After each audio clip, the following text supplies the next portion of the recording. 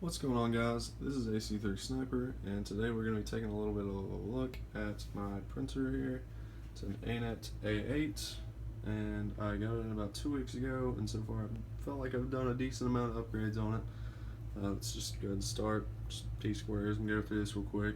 The Z-wobble stuff, filament guide, the other filament guide, the button to put new filament in, the bed leveling sensor, knocking XYZ Cube over. See a little bit about that.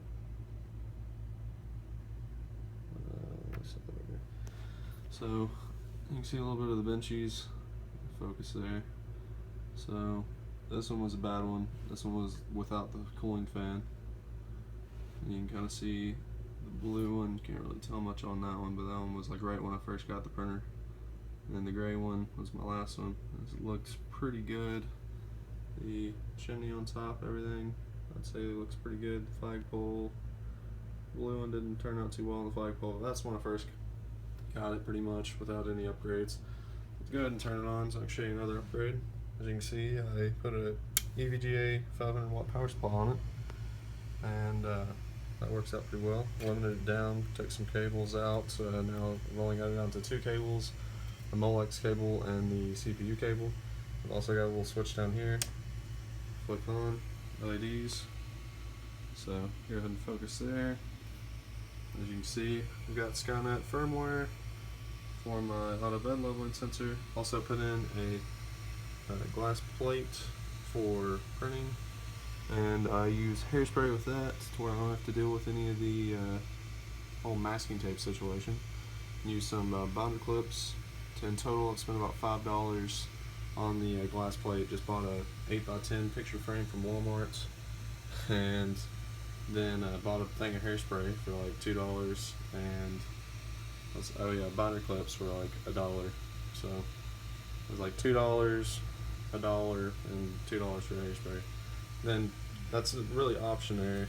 Like, it's an option that you can go, and I bought a $5 glass cutter and cut it to where it was the right length. It's not really necessary, but I did it anyway. So total, I've got $10 in the bed, which is still way better than anything else that I can think of as far as buying a $20 build tack or something off Amazon. I've got a MOSFET wired in. I've got a couple things stuck on here with 2-sided tape, actually, instead of building a actual holder for them. As you can see, I use the cable to hook it up to my PC, and got bearings in here to prevent the Z-wobble. This is a cable management situation for the X-axis, and then the Y-axis I've got the Y cable chain. I just don't really feel like putting another cable chain on there. I don't really feel like the other one's necessary as necessary as the one that protects the bed plate. Wired in the LEDs myself. Won't even focus because they're so bright, but got the switch put into this very side. Switch fits perfectly in the frame. I haven't built like a frame secure, anything that would make the frame a little bit sturdier other than the T-brackets. Probably need to do that, but oh well, we'll see. Printed a, let me pull this out over here, one of the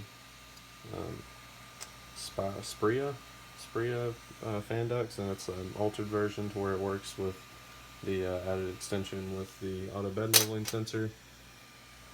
And let me go ahead and flick off. I'll leave them on. But you see, here's like some little Fidget cubes and stuff. Not the best, but it was whenever I printed it. Whenever first got the printer. This is before auto bed leveling and stuff. It was also printed on masking tape. But you can get a little bit of a see there. It works fine. Everything moves fine.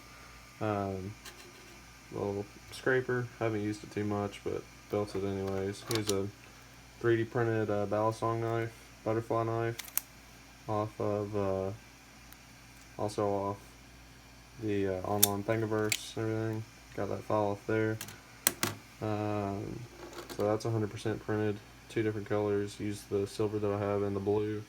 3D printed fidget spinner, of course, because 2017, 2016 kind of thing. But Have the screw-on thumb screws for the thumb pads for the bearings. The fidget spinner works pretty good, but all in all, here you can see another. I use this fan duct for. Yeah, it's the semicircular one. I used this one for a while until I got the auto bed leveling sensor that kind of messed that up to where it didn't do anything. But as you can see, guys, this is my setup. My 3D printer. I'm pretty great, or pretty proud of it. I feel like it's a pretty good introductory. I've never worked with a 3D printer before, so got to learn a lot about putting it together and what it takes to work on one. So glad about that. Glad how my prints are turning out. This was printed last night. 100% infill on the blade, and then like I think like 30 on the handle. But that's that. Still have the stock tools, stock Allen keys, stock screwdriver. Had to take one of the binder clips off just because it was interfering with the auto bed leveling sensor. Found some little bit of problems adjusting there. I've got like one more spool of filament, but this is how my filament is. Got it set up on the stock holder with some bearings and the Aquanet hairspray, blue PLA filament, and silver PLA filament from Hobby King. You can see a little bit more. 80 plus 500 watt EVGA power supply. I'm glad with that. It's super quiet. I had it for an old PC upgrade, and just a little bit. Look at my new PC. Or it's not new, but from what I've updated, I've got an SSD now. I'm pretty proud of the SSD. I really like the boot speeds that I get off that, but not too much you can show on that. But so this, and then I got a new laptop a little while back, a couple weeks ago, about the same time I got the printer actually, and it's a Dell Inspiron 15 gaming laptop with like a i7 quad core or something. Just pretty good specs with a GTX 1050. Yeah, so.